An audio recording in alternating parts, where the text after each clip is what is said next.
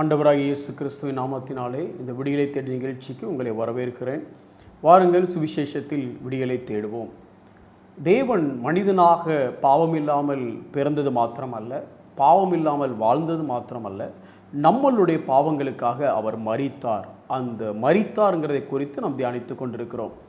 தேவன் ஏன் மனிதனாக வெளிப்பட்டு மரித்தார்? தேவன் மனிதனானது மரிப்பதற்காகவே ஏன் மரித்தார் என்று பார்க்கும் பொழுது, இன்றைக்கு மீண்டும் அதே ஒரு காரியத்தை நம்ம தியானிக்க போகிறோம். 1 யோவான் 3வது அதிகாரம் 8வது வசனத்தில் பிசாசினுடைய கிரியைகளை அழிக்கும்படிக்கு தேவனுடைய குமாரன் வெளிப்பட்டார்.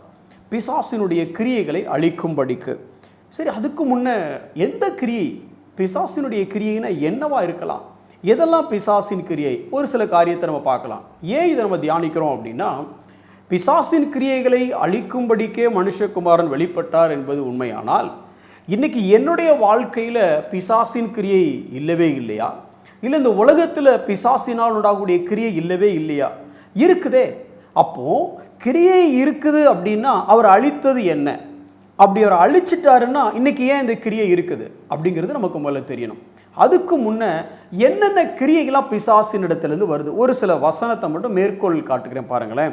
லூக்கா 8வது அதிகாரம் 12வது வசனத்தை பார்த்தீங்க அப்படின்னு சொன்னால், பிசாசினுடைய ஒரு கிரியை என்ன? வசனத்தை எடுத்து போடுறது. இன்றைக்கும் நிறைய இடத்துல வசனத்தை எடுத்து போடுற காரியத்தை நம்ம பார்க்குறோம். யோவான் 8:44 சொல்லுது, அவன் கொலை பாதகன், இன்னும் பொய்யனும் பொய்க்கு பிதாவுமாக இருக்கிறான். அப்போஸ்தலர் 5வது அதிகாரம் 3வது வசனம் சொல்லுது, அவன் ஒரு பொய்யன் அப்படின்னு சொல்லி. 1 கொரிந்தியர் 7வது அதிகாரம் 5வது வசனத்தில் பார்த்தோம் அப்படின்னா, அவனோட சோதனைக்காரன், டெம்ப்டர், சோதிக்கிறவன் அப்படின்னு வருது. 2 கொரிந்தியர் 4வது அதிகாரம் 4வது வசனத்தில் பார்த்தோம் அப்படின்னு சொன்னால், அவன் இந்த சுவிசேஷத்தின் வெளிச்சத்தை மக்கள் பார்க்காதபடி கண்களை குருடாக்குகிறவன். எபேசியர் 6:11-12 வசனங்கள் எப்படி சொல்லுதுன்னா, அவன் கன்னிங் ஃபெல்லோ, அதாவது தந்திரமானவன், அவனுடைய கிரியைகள் தந்திரமானவைகள் அப்படின்னு சொல்லி வேதம் சொல்கிறது. 1 தெசலோனிக்கேயர் 2வது அதிகாரம் 18வது வசனம், இந்த மாதிரி ஆண்டவருடைய சத்தியம் பரவுவதற்கு இந்த ஊழியத்திற்கு தடையை ஏற்படுத்தக்கூடியவனாக பிசாசை குறித்து அந்த வசனம் சொல்லுகிறது. எபிரேயர் 2வது அதிகாரம் 14வது வசனத்தை நம்ம படித்தோம் அப்படின்னு சொன்னால், சாவுக்கே அவன் தான் பாஸ், என்ன சாவுக்கு முதலாளியே அவன் இருக்கிறான் அப்படின்னு சொல்லி அந்த வசனத்தை பார்க்குறோம். அல்லது சாவுக்கு காரணராக அவன் இருக்கிறான் அப்படின்னு பார்க்குறோம். வெளிப்படுத்தின விசேஷம் 12வது அதிகாரம் 10வது வசனத்தில் பார்க்கும் பொழுது குற்றப்படுத்துகிறவன். இப்போ இந்த கிரியைகள்லாம் இருக்குதா? இன்றைக்கி வசனத்தை பிரசங்கம் பண்ணுறோம், ஆனால் வசனத்தை ஏற்றுக்கொள்ளாமல் மக்கள் போகிறாங்க. அது பிசாசினுடைய கிரியை. இன்னும் இன்றைக்கி கொலை நடக்கிறது, பொய் இருக்குது, இன்னும் சோதனை நமக்கு இந்த உலகத்தில் இருந்துக்கிட்டு தான் இருக்குது. எவ்வளவோ முறை சுவிசேஷத்தை சொல்லி மக்களுடைய கண்கள் குருடாக்கப்படுகிறது. வஞ்சகம், சூது இந்த உலகத்தில் இன்னும் இருக்குது. ஊழியத்திற்கு தடை இன்னும் இருக்குது. மரணம் இன்னும் இருக்குது. அதையும் தாண்டி பார்த்தோம்னா ஒருவரை ஒரு குற்றப்படுத்தக்கூடிய இந்த காரியங்களும் இருக்குது. இது எல்லாமே பிசாசின் கிரியை. பிசாசின் கிரியைகளை அழிக்கும்படிக்கே மனுஷகுமாரன் வெளிப்பட்டார் அப்படின்னா, இன்னைக்கு ஏன் இந்த பிசாசினுடைய கிரியைகள்லாம் இருக்குது? நான் போன எபிசோட்லேயே பார்க்கும் பொழுது, சிறைச்சாலைக்கு உள்ளே இருந்தாலும் சீக்கிரமாக தப்பிக்க போகிறோம் அப்படிங்கிறத பற்றி நான் சொல்லியிருந்தேன்.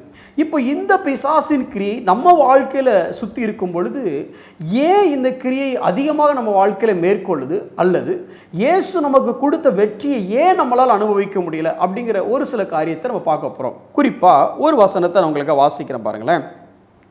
எபேசியர் 4வது அதிகாரம் 27வது வசனம் இப்படி சொல்லுது, பிசாசுக்கு இடம் கொடாமலும் இருங்கள். பிசாசின் கிரியைகளை அவர் அழிச்சிட்டார்னு பார்க்குறோம். இன்னும் கொலேசியர் 2வது அதிகாரத்தில் பார்க்கும்பொழுது துகில் உறிஞ்சிட்டார்னு பார்க்குறோம். ஆனால் இங்கே பவுல் நமக்கு எழுதும் பொழுது பிசாசுக்கு இடம் கொடாதிருங்கள் அப்படின்னா என்ன அர்த்தம்? ஒரு சின்ன ஒரு எடுத்துக்காட்டு உங்களுக்கு சொல்கிறேன் பாருங்களேன். ஒரு பெரிய வீட்டை அந்த வீட்டினுடைய ஓனர் விற்பனைக்காக விளம்பரம் செய்திருந்தார். $20,000 கொடுத்து இந்த வீட்டை நீங்கள் வாங்கிக்கலாம் அப்படின்னு சொல்லி. ஒரு ஏழை குடியானவனுக்கு அந்த வீட்டை வாங்கணும்னு ஆசை. ஆனால் அவங்ககிட்ட இருந்த பணத்தினுடைய அளவு குறைவு. அவன் கொஞ்சம் கொஞ்சமாக சேர்த்து வச்சுருந்த அந்த பணத்தை வச்சு எப்படியாவது அந்த வீட்டை வாங்கணும் அப்படின்னு முயற்சி பண்ணி அந்த ஓனரை கான்டாக்ட் பண்ணுறான். அப்போ அந்த ஓனர் அவன்கிட்ட பேசும் பொழுது அவன் மீது இறக்கப்பட்டு கொஞ்சம் அந்த அமௌண்ட்டை குறைச்சிட்டு என்ன சொல்கிறாரு அப்படின்னா, நீ இந்த வீட்டை வச்சுக்கோ, இந்த $15,000 அதாவது $5,000 குறைத்து $15,000 இந்த வீட்டை நீ வச்சுக்கோ அப்படின்னு சொல்லிட்டு, ஆனால் ஒரே ஒரு கண்டிஷன் அப்படிங்கிறார். என்ன கண்டிஷன்? அந்த வீட்டில் அந்த நடு ரூமில், அதாவது லிவிங் ரூம், அந்த மெயின் ரூம் ஹாலில் ஒரே ஒரு ஆணி அடிச்சிருக்கும். அந்த ஆணியை மட்டும் நீ எதுவும் பண்ணிடக்கூடாது, அது எனக்கு சொந்தமானது. ஓகே, 5000 $5,000 கம்மியாகுது, ஒரு ஆணி மட்டும்தானே இருக்கட்டும் அப்படின்னு சொல்லி அவன் விட்டுட்டான். இப்போ என்ன ஆச்சுன்னா, பல வருடங்கள் கழித்தது, அந்த ஆணியை மட்டும் இங்கே எதுவுமே தொட மாட்டாங்க. என்ன சொல்லுவாங்க, அது ஓனரோட ஆணி, அது நெயில் வந்து it's belong to owner, it belongs to the owner, அதனால டிஸ்டர்ப் பண்ணாதீங்க. பட் வீட்டில் ஃபுல்லாக என்ஜாய் பண்ணிகிட்டே இருந்தாங்க. ஒரு நாள் அந்த ஓனர் வந்து என்ன சொன்னார் அப்படின்னு சொன்னால், நீ கொடுத்த பணத்தை நான் தந்துடுறேன், அந்த வீட்டை எனக்கு கொடுத்துரு அப்படின்னாரு. அதெல்லாம் தர முடியாது சார், அது எப்படி உங்களுக்கு தர முடியும் அப்படின்னு அவன் சொன்னான். சரிப்பா, நீ வீட்டை தர வேண்டாம், ஆனால் அந்த ஆணி என்னுடைய ஆணி தானே, வீடு உனக்கு சொந்தம், ஆனால் ஆணி உனக்கு சொந்தம் இல்லைல்ல. ஆமாம், உங்களுடைய ஆணி தான், சரி அதை நீங்கள் என்ன வேணாலும் பண்ணிக்கிடுங்க. அடுத்த நாள் என்ன பண்ணாருன்னா, ரோட்டில் கிடந்த ஒரு செத்த நாயினுடைய, அழுகி கொண்டிருந்த நாயினுடைய பிணத்தை எடுத்துகிட்டு வந்து அதை கொண்டு வந்து அந்த ஆணியில் தொங்க விட்டார். அவருக்குரியது ஆணி மட்டும்தான், மொத்த வீடு அவனுடைய வீடு. ஆனால் இந்த ஆணி என்னுடைய ஆணி தானேன்னு சொல்லி அந்த பிணத்தை, அதாவது நாயினுடைய அழுகிய அந்த உடல் எடுத்துக்கொண்டது அங்கே தொங்க விட்டார். மீதி கதை உங்களுக்கு புரிஞ்சிருக்கும். இப்போ அந்த வீட்டில் யாராவது குடியிருக்க முடியுமா? இருக்கவே முடியாது. ஆனால் ஆணி அவருடையது, ஒன்றுமே பண்ண முடியாது.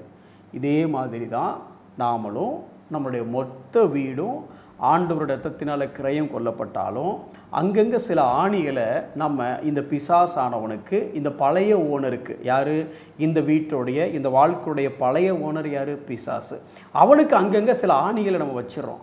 அப்படி ஆணிகளை வச்சதுனால அவன் அந்த இடத்துல வந்து உட்கார்ந்து அவன் செய்யக்கூடிய அசிங்கங்களால் நம்ம வாழ்க்கை பாதிக்கப்படுது. இதைத்தான் பவுல் சொல்கிறாரு, பிசாசுக்கு இடம் கொடாதிருங்கள் அப்படின்னு சொல்லி.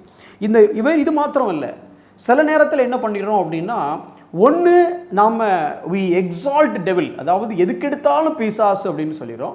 இல்லைனா வி நெக்லெக்ட் த டெவில், பிசாஸ் அதெல்லாம் ஒன்றுமே இல்லை சார் அப்படின்னு சொல்லிடுறோம். கிறிஸ்தவங்க கிட்ட இந்த ரெண்டு விஷயமே எக்ஸ்ட்ரீம், அது டேஞ்சரஸ். அதாவது பிசாசை பற்றி நெக்லெக்ட் பண்ணுறதும் டேஞ்சரஸ், அவனை எக்ஸால்ட் பண்ணுறதும் டேஞ்சரஸ். 2 கொரிந்தியர் 2:11 இப்படி சொல்லுது, சாத்தானாலே நான் மோசம் போகாதபடிக்கு அப்படி செய்தேன், அவனுடைய தந்திரங்கள் நமக்கு தெரியாதவைகள் அல்லவே. அவனுடைய தந்திரத்துக்கு நம்ம ரொம்ப கவனமாக இருக்கணும். ஒரு சின்ன எடுத்துக்காட்டு சொல்கிறேன் பாருங்களேன்.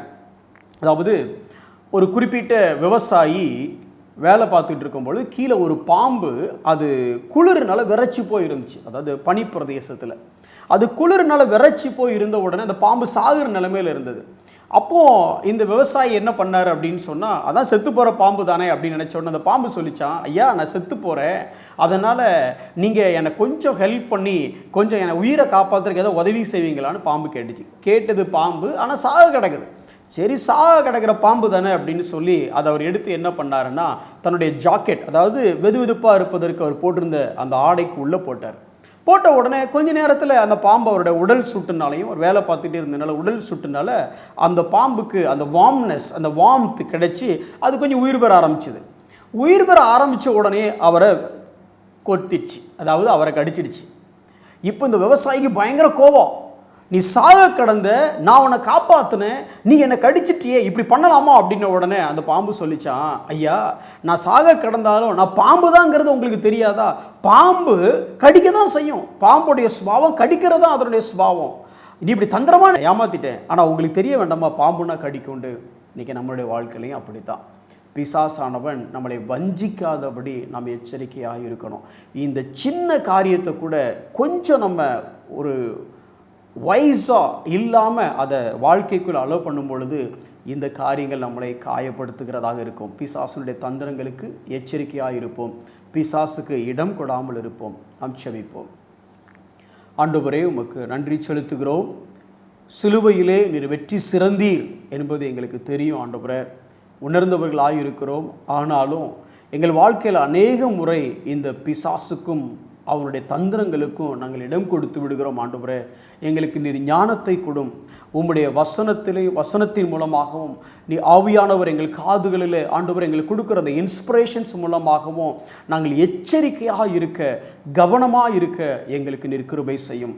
பிசாசின் தந்திரங்களுக்கு இடம் கொடாதபடி எங்களுடைய வாழ்க்கையை ஆண்டவரே உம்மோடு கூட உறவில் நாங்கள் காத்துக்கொள்ள எங்களுக்கு கிருபை புரிந்தருளும்.